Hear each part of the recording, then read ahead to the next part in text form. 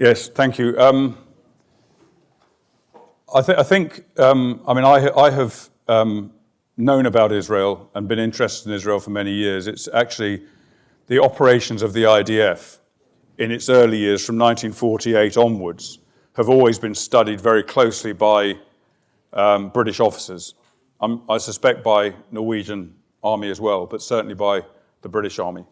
And I have got to know how they operate. I worked also closely with Israeli intelligence services when I was working in intelligence in London in the early part of this century from 2002 onwards, and got an even greater understanding. I've visited Israel many times, so I've come to know the reality of what Israel does. And when I left the army, there was the first of the three recent Gaza conflicts.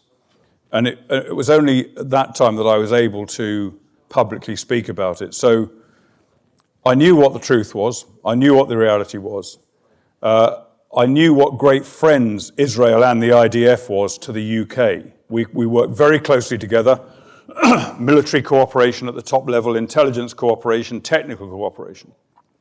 Many young British soldiers are alive today because of Israeli battlefield medical technology.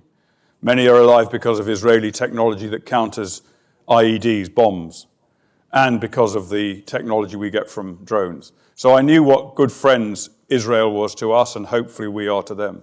I could not therefore watch the lies being churned out against the IDF, against our allies, by many media, by the United Nations, by the EU, by think tanks, by so-called human rights groups, by university professors, and many, many other people. I couldn't sit by and watch that happening and not make an attempt to give a corrected and I hope objective and realistic assessment of what happened. So that's why I spoke out. And frankly, if my own soldiers in the British Army had been accused in the same way, I would do the same thing.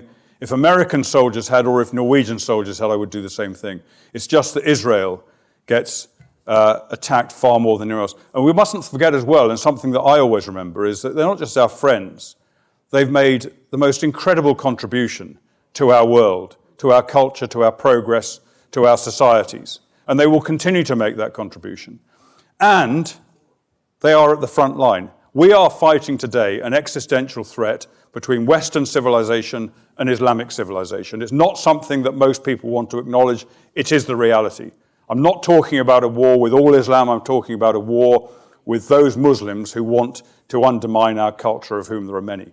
And Israel is at the front line of that. Israel is fighting our fight and holding back the situation. If it wasn't for Israel, it is highly likely that either now, already, or in the future, both Egypt and Jordan would succumb to attack and undermining by the Islamic State and other jihadists.